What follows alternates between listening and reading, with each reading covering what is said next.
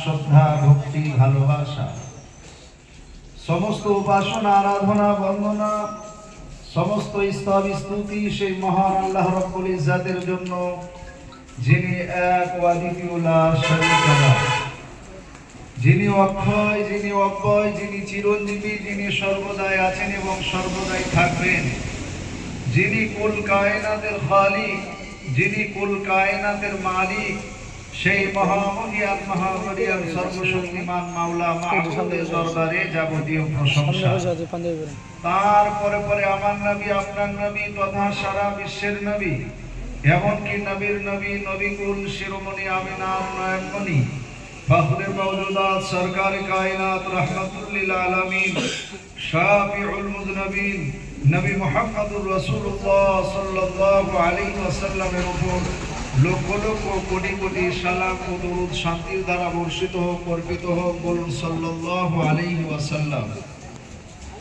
আল্লাহ রাব্বুল আলামিনের অশেষ মেহেরবানি, অনুগ্রহ, দয়া, কৃপা যে আল্লাহ রাব্বুল আলামিন আপনাকে আমাকে বড় ভালোবেসে এরকম একটি দ্বীনি মাহফিলে, কোরআনের মজলিসে আমাদেরকে আসার, বসার, বলার এবং শোনার সুবর্ণ সুযোগ দান করেছেন, যার জন্য আমরা সকলে আল্লাহ রাব্বুল আলামিনের কাছে কৃতজ্ঞতা বা শুকরিয়া আদায় করি। বলুন আলহামদুলিল্লাহ।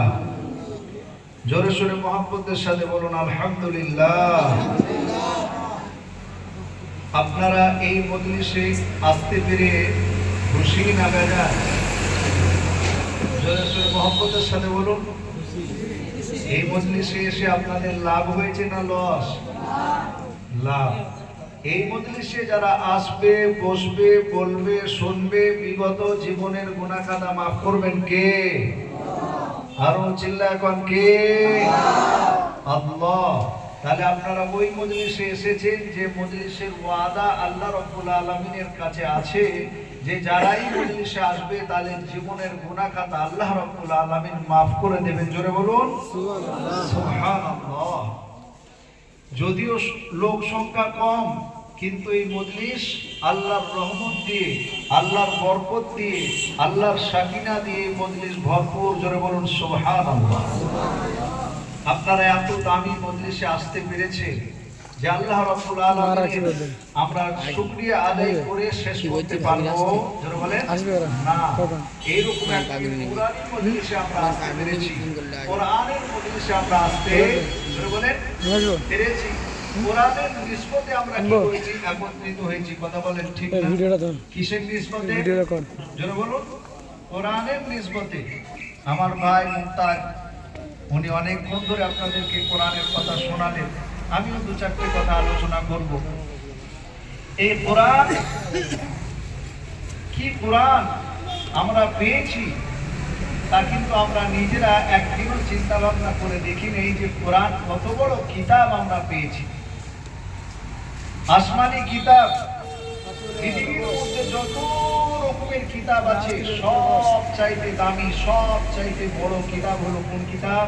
যেটা বলেন কোন কিতাব? কোরআন। এই কোরআন কোথায় ছিল? আল্লাহর কোরআনকে জিজ্ঞাসা করুন, কোরআন কোথা থেকে এসেছে? বাল হুয়া কুরআনুম মাজিদুন ফি লাওহিম মাহফুজ। আল্লাহ রাব্বুল আলামিন এই কোরআন আল্লাহ রাব্বুল আলামিনের কাছে সংরক্ষণ ছিল লাওহে মাহফুজের মধ্যে। ওইখান থেকে আল্লাহ রাব্বুল আলামিন কোরআন দুনিয়ার বুকে পাঠালেন। জোরে বলুন সুবহানাল্লাহ। আমাদের আল্লাহ রাব্বুল আলামিন তিনি হলেন একমাত্র রব, তিনার একমাত্র মনোনীত কিতাব এরকম কোরআন। আল্লাহ রাব্বুল আলামিন যেমন বড় এক, ওই রকম কিতাবও হলো বিরাট বড়। কোরআন হলো একখানায়। জোরে বলেন ঠিক না? কোরআন নাজিল হয়েছে কার তরফ থেকে? জোরে বলেন, জোরে বলুন। তানজিলুম মিনার রহমানির রহিম। আল্লাহ রাব্বুল আলামিনের পক্ষ থেকে, রহমানের পক্ষ থেকে, রহিমের পক্ষ থেকে কোরআন নাজিল হয়েছে। আল্লাহ রাব্বুল আলামিন নাজিল করেছেন কার উপরে? জোরে বলেন, কার উপরে? মুহাম্মাদুর রাসূলুল্লাহ, মুহাম্মদ সাল্লাল্লাহু আলাইহি ওয়াসাল্লামের উপরে কোরআন নাজিল হয়েছে। জোরে বলুন সুবহানাল্লাহ। কোরআন কে নিয়ে এসেছে? যে ফেরেশতা, এক নম্বর ফেরেশতা জিবরিল আমিন, ওনার মারফতে কোরআন এলো। আল্লাহ রাব্বুল আলামিন আসমান থেকে জমিনের বুকে কি করলেন? কোরআন নাজিল করলেন। কোরআন কখন নাজিল হলো? আল্লাহ রাব্বুল আলামিন কোরআন শরীফের ভিতরে বললেন, শাহরু রমাদানাল্লাযী উনজিলা ফীহিল কুরআন। মহান আল্লাহ রাব্বুল আলামিন বলেন, আমি রমজান মাসে কোরআন শরীফকে কি করেছি? নাজিল করেছি। জোরে বলুন সুবহানাল্লাহ। দেখুন কোরআন কত বড় কিতাব, আল্লাহর পক্ষ থেকে আসছেন নির্বাচিত, নির্দিষ্ট, সম্মানিত ফেরেশতা জিবরিল আমিনের মারফত, এবং পৃথিবীর বুকে যিনি সম্মানিত, আল্লাহর পরে যিনার স্থান, তিনার উপরে কোরআন নাজিল হচ্ছে। জোরে বলুন সুবহানাল্লাহ। মাসের মধ্যে সবচাইতে দামি মাস কোনটা? জোরে বলেন, আরো জোরে, কোনটা? রমজান মাস। আল্লাহ রাব্বুল আলামিন দেখুন আবার রমজান মাসে কি করলেন? কোরআনকে নাজিল করলেন। আচ্ছা, রাতের মধ্যে সবচাইতে দামি রাত কোন রাতটা? জোরে বলেন। শবে কদর, লাইলাতুল কদর। আল্লাহর কোরআনকে জিজ্ঞাসা করুন, কোরআন তোমাকে কখন নাজিল করা হয়েছিল? আল্লাহ রাব্বুল আলামিন কোরআন শরীফের ভিতরে ঘোষণা দিলেন, ইন্না আনজালনাহু ফি লাইলাতিল কদর। কোরআনকে আমি নাজিল করেছি কদরের রাত্রে। জোরে বলুন সুবহানাল্লাহ। যে রাতটা আপনার সহস্র মাস হইতে উত্তম। জোরে বলুন সুবহানাল্লাহ। কোরআন কত বড় দামি কিতাব, পৃথিবীর মুখে ছোট্ট ছোট্ট কিতাব, আপনার বর্ণ পরিচয় কিতাব। এই বইটা কোন আপনার হাফেজ পাবেন নাকি? কোরআনের হাফেজ আছে কি বলে ওই বর্ণ পরিচয় বইয়ের হাফেজ আছে, এরকম আছে নাকি? জোরে বলেন, নাই। চটির মতো একটা বই, তার পৃথিবীর মুখে আপনি হাফেজ পাবেন না। এত বড় আল্লাহ রাব্বুল আলামিন 30 পারার কোরআন, এই 30 পারার কোরআনটাকে কণ্ঠস্থ করে কোরআনের হাফেজরা সিনার মধ্যে গেঁথে রাখে। জোরে বলুন সুবহানাল্লাহ। এটা আল্লাহ রাব্বুল আলামিনের করুণা, দয়া ছাড়া হয় না। আল্লাহ রাব্বুল আলামিন কি করেন? দিলকে খুলে দেন, সিনা খুলে দেন। যারা কোরআন মুখস্থ করতে চায়, আল্লাহ রাব্বুল আলামিন তাদের জন্য কোরআনকে মুখস্থ করা সোজা করে দেন, আসান করে দেন। জোরে বলুন সুবহানাল্লাহ। এই কিতাব যারা লিখে লিখবেন, ছোট থেকে নিয়ে বড় কিতাব, ওই কিতাবের মধ্যে লেখার পরে কি করে? প্রথমে না হলে শেষে দেখবেন লিখে দেয় কি? এই কিতাব লেখার মাধ্যমে যদি কোনো রকমের ভুল ভ্রান্তি হয়, তাহলে পরে কি করবেন? আমাকে জানাবেন, আগামীতে কি করব এটা সংশোধন করার চেষ্টা করব। কথা বলেন ঠিক না? কিন্তু কোরআন, এত বড় কোরআন আল্লাহ রাব্বুল আলামিন কি করলেন? নাজিল করলেন। প্রথমেই আল্লাহ রাব্বুল আলামিন কি করলেন? চ্যালেঞ্জ করে দিলেন। কি চ্যালেঞ্জ? আল্লাহ রাব্বুল আলামিন বললেন, আলিফ লাম মিম যালিকাল কিতাবু লা রাইবা ফীহি হুদাল লিল মুত্তাকিন। আল্লাহ রাব্বুল আলামিন বললেন, যালিকাল কিতাব, এই কিতাবের মধ্যে কোন রকমের সন্দেহ অবকাশ নাই। সন্দেহের কথা, কোন রকমের সন্দেহ অবকাশ নাই। কিতাব নাজিল করেছি মুমিনদের, মুত্তাকিদের জন্য হেদায়েত স্বরূপ। জোরে বলুন সুবহানাল্লাহ। আল্লাহ রাব্বুল আলামিন এমন একটা কোরআন নাজিল করেছেন, পৃথিবীর বুকে তাদের মাথা খারাপ হয়ে যাচ্ছে, মাথা নষ্ট হয়ে যাচ্ছে। এই কোরআন থেকে যদি মানুষকে কি করে? সরিয়ে দিতে পারে, তাহলে কি করবে? মানুষকে বেঈমান বানাতে পারবে। কথা বলেন ঠিক কিনা? ওই জন্য বেঈমানদের প্রথম নম্বরে টার্গেট হলো কি? আপনার মুসলমানদেরকে কোরআন থেকে দূরে সরিয়ে রাখা, আলেম ওলামা থেকে দূরে সরিয়ে রাখা। কেন? যখন তারা কোরআন থেকে দূরে থাকবে, আপনার আলেম ওলামাদের থেকে দূরে থাকবে, তখন তাদেরকে বেদিন বানানো আসান হয়ে যাবে। ওই জন্য তারা মেহনত করে যাচ্ছে কোরআনকে কিভাবে দুনিয়ার বুক থেকে মিটানো যায়, কোরআনের পিছনে তারা পড়েছে। কিন্তু আল্লাহ রাব্বুল আলামিন বলছে, শোনো, এই কোরআন নাযিল করেছে আমি আল্লাহ রাব্বুল আলামিন, আর এর রক্ষণাবেক্ষণের দায়িত্ব হলো আমার। জোরে বলুন সুবহানাল্লাহ। কোথায় বলেছেন আল্লাহ রাব্বুল আলামিন? বলেন, ইন্না নাহনু নাযালনাল যিকরা ওয়া ইন্না লাহু লাহাফিজুন। আমি আল্লাহ রাব্বুল আলামিন কোরআন শরীফকে কি করেছি? নাযিল করেছি। এর রক্ষণাবেক্ষণ করার দায়িত্ব আমার। আমি আল্লাহ রাব্বুল আলামিন একে কি করব? দুনিয়ার বুকে প্রতিষ্ঠিত করে রাখবো। পৃথিবীর কোনো মাইল্লাল নাই যে কোরআনকে দুনিয়া থেকে কি করবে? মিটিয়ে দেবে। কি গো, পারবে? যারা বলেন পারবে। এবার আসুন, এই কোরআন দিয়েছে কিসের জন্য? শুধু খালি বাপ মরেছে, মা মরেছে, মাতার কাছে বসে তেলাওয়াত করার জন্য?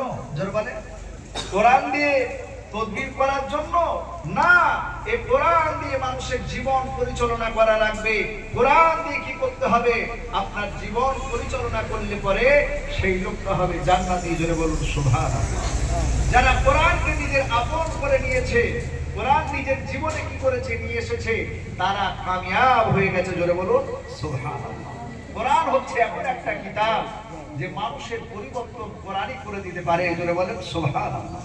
আল্লাহ ওই জন্য কোরআন দিয়ে মানুষকে উপদেশ দিতে বলেছেন, ওয়াজ নসিহত করতে বলেছেন। কোরআন দিয়ে, কোরআনের থেকে বড় ওয়াজ নসিহত কিছু হতে পারে? যারা বলে না। অল্প সময় আপনাদেরকে সংক্ষেপে একটু আপনাদের সামনে আলোচনা করি। এই কোরআন কেমন দেখুন। কোরআনের কাছে যারা এসেছে, কোরআনের ভুল ধরার জন্য এসেছে, কোরআনকে মিটানোর জন্য এসেছে, তারাই কোরআনের কাছে কি করেছে? সারেন্ডার হয়েছে। জোরে বলুন সুবহানাল্লাহ। এখনকার জামানায় নয়, নবীজির জামানা থেকে এরকম চলে আসছে। মসজিদে হারাম, ওই দেখেন হাজী সাহেব বসে আছে, আরো কে হাজী সাহেব আছে জানি না। বাইতুল্লাহ শরীফের পরে যে আঙ্গনটা আছে ওইটাকে বলা হয় মসজিদে হারাম।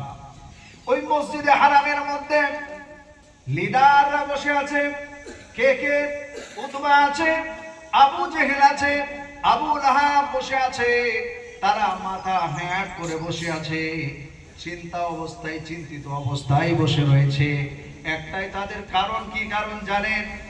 তারা সব রকমের মেহনত করে বিশ্ব রাসূল সাল্লাল্লাহু আলাইহি ওয়াসাল্লামের কাছে পরাজয় হয়ে গেছে, রাসূলুল্লাহ সাল্লাল্লাহু আলাইহি ওয়াসাল্লামের কাছে হেরে গেছে। তারা কোনো রকমের চেষ্টা করে তাদের সব চেষ্টা ব্যর্থ হয়ে গেছে। কোনো মতেই তারা সাকসেস, কামিয়াব হতে পারছে না। এই জন্য তারা মন খারাপ করে হারাম শরীফের মধ্যে বসে আছে, চিন্তিত অবস্থায় রয়েছে। কি করে মুহাম্মদ সাল্লাল্লাহু আলাইহি সাল্লামের মিশনকে বন্ধ করা যায়, তাওহীদের একত্ববাদকে বন্ধ করা যায়, কোরআনের দাওয়াতকে কি করে বন্ধ করা যায়, এই নিয়ে তারা কি করছে? চিন্তা ভাবনা করছে যে মুহাম্মদ সাল্লাল্লাহু আলাইহি সাল্লামকে কোনো মতেই তো পারা যাচ্ছে না। দিনের দিন যে লোকের সঙ্গে উনি কথা বলে, যে লোকের সঙ্গে একবার সালাম কালাম হয়, সেই লোক কলেমা পড়তে বাধ্য হয়ে যায়। জোরে বলুন সুবহানাল্লাহ। চিন্তায় পড়ে আছে। কি চিন্তা করছে? চিন্তা করতে করতে আলোচনা করলো, এক কাজ করা যাক, মুহাম্মদ সাল্লাল্লাহু আলাইহি সাল্লামকে পরাজয় করতে গেলে একটা তদবির আমাদেরকে করতে হবে। সেটা হলো কি? যেখানে মানুষ বড় বড় আচ্ছা আচ্ছা তাবড় তাবড় মানুষ ওই জায়গায় গিয়ে ফেসে যায়, সেই জায়গাগুলো কি কি? ভালো করে দেখুন, ধ্যান দেন আমার দিকে। প্রথম নম্বরে উতবা বলল, ঠিক আছে, তোমরা কেউ পারো নাই। উতবা হচ্ছে ফাসিহুল লিসান, বিরাট ফাসাহাত বালাগাত তার জানা আছে। তর্ক দিকেও একদম বিচক্ষণ মানুষ, ওর সঙ্গে কেটে যুক্তিতে বেরিয়ে যাওয়ার মতন কেউ নাই। এইরকম ধরনের বিচক্ষণ উতবা। ও বলছে তোমরা পারো নাই, আমি একবার দেখি। আমি মুহাম্মদ সাল্লাল্লাহু আলাইহি ওয়াসাল্লামের কাছে যাব, তাকে পরাজয় করে কি করব? আমি আসব। সকল মানুষ বলছে হ্যাঁ, তোমার দ্বারা এটা সম্ভব, তুমিই পারবে, আমরা তোমার জন্য অপেক্ষায় আছি। যাও, মুহাম্মদ সাল্লাল্লাহু আলাইহি সাল্লামকে পরাজয় করে সন্ধ্যা পর্যন্ত তোমার জন্য আমরা অপেক্ষায় আছি, দেখতে চাই তুমি মুহাম্মদ সাল্লাল্লাহু আলাইহি সাল্লামকে কি করে পরাজয় করো, কি করে তুমি হারাতে পারো। তোমাকে সম্ভব দ্বারা তাকে হারিয়ে আসবে, এটা দেখার জন্য আমরা কি করেছি? অপেক্ষায় আছি। সহজের সঙ্গে ভাবছে আজকে মুহাম্মদকে আমার জালে ফাঁসাবো, আমার জাল থেকে বেরিয়ে যাওয়ার মতো ক্ষমতা মুহাম্মদ সাল্লাল্লাহু আলাইহি সাল্লামের ধরে বলে নাই। মুহাম্মদ সাল্লাল্লাহু আলাইহি সাল্লামের কাছে গিয়ে এবার কি বলছে দেখুন, নবীজির কাছে গিয়ে বলছেন, মুহাম্মদ কেমন আছো, কি ব্যাপার, কি করছো বলো। মুহাম্মদ সাল্লাল্লাহু আলাইহি সাল্লাম বললেন, ভালো আছি, বসে আছি। কি বলছেন আপনি বলুন। বলছে, শোনো, তুমি কেন এরকম করো? তুমি যদি রাজত্ব করতে চাও, আরবের রাজা তোমাকে আমরা বানিয়ে দেবো, প্রধানমন্ত্রী প্রেসিডেন্ট তোমাকে বানিয়ে দেবো, তোমার হাতে রাজত্বটা তুলে দেবো, আমরা তোমার সবাই প্রজা হয়ে থাকবো, এটা কি তুমি নিতে চাও? কেমন প্রোপ দিচ্ছে দেখো। এই জায়গায় আচ্ছা আচ্ছা মানুষ কি করে জায়গাকে স্লিপ করে না, কথা বলে। মুহাম্মদ সাল্লাল্লাহু আলাইহি সাল্লাম বলছেন, না আমার প্রয়োজন নাই, জোরে বলুন সুবহানাল্লাহ। এরপরে উতবা আবার বলছে, শোনো ও মুহাম্মদ, তুমি যদি চাও আরবের মধ্যে সবচাইতে সুন্দরী বিশাল বড় ধনী ঘরের মহিলা, ওই রকম মেয়ের সঙ্গে তোমার বিবাহ দিয়ে দেবো। তুমি যদি প্রস্তাব দাও, একবার তুমি খালি হ্যাঁ বলো, আরবের মধ্যে যেটা তুমি পছন্দ করবে সেই মহিলার সঙ্গে তোমার বিবাহ দিয়ে দেবো। নবীজি বললেন, না এটা আমার দরকার নাই, আমার ভালো মহিলা চাই না, সুন্দরী রূপসী মদিনার মধ্যে মক্কার মধ্যে চাই না। এবার কি বলছে দেখুন, এরপরে উতবা এবার 3 নম্বরে কি করছে, তীর চালাচ্ছে। 3 নম্বরে বলছে, মুহাম্মদ বুঝতে পেরেছি, তোমার যদি টাকা পয়সার প্রয়োজন হয়, আরবের সমস্ত মালগুলো তোমার পায়ের কাছে রেখে দেবো, তোমার হাতে তুলে দেবো, তুমি সব চাইতে ধনী হয়ে যাবে, সমস্ত ধনসম্পদ তোমার হাতে তুলে দেবো, যেমন ইচ্ছা তেমন করে তুমি কি করবে, খরচা করবে, সমস্ত মাল তোমার হাতে তুলে দিতে রাজি। বলেন এই ফ্যাসিলিটি যদি আমরা পাই, ছাড়বো? বলেন কি করবো? এই পদের জন্য তো আজকে সব জায়গায় মারামারি, কথা বলেন ঠিক না?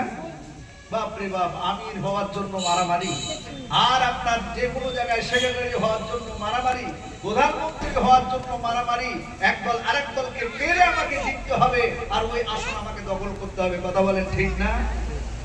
মহিলার ফাঁদেও ফেসে যায়, টাকা পয়সা তো বলতেই হবে না, নাকি বলছে? কিন্তু বিশ্ব রাসূল সাল্লাল্লাহু আলাইহি সাল্লাম নিজের জায়গায় অটল থাকলেন, বললেন, না না না, এগুলো কিছুই আমার চাই না। তখন উতবা এবার কি বলছে দেখুন, হাসির কথা।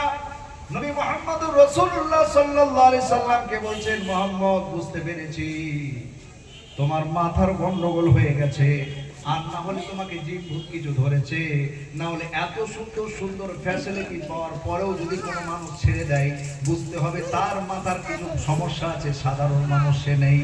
তোমার বুঝতে পেরেছি টাকা পয়সা নাই, তোমার চিকিৎসা করা লাগবে, যত খরচা খরচ করতে হবে আমরা করবো, চলো তোমাকে কি করি, চিকিৎসা করার জন্য নিয়ে যাই। নবীজিকে চিকিৎসা করার জন্য বদমাশটা বলছে, তোমার মাথার গন্ডগোল আছে, নাহলে এত ভালো ভালো অফার পাওয়ার পরে কেউ ছেড়ে দেয়, আর না হলে তোমার কিছু জিন ধরেছে, ওই জন্য তোমার এই সমস্যা, চলো তোমার আমরা কি করব, চিকিৎসা করে দেবো।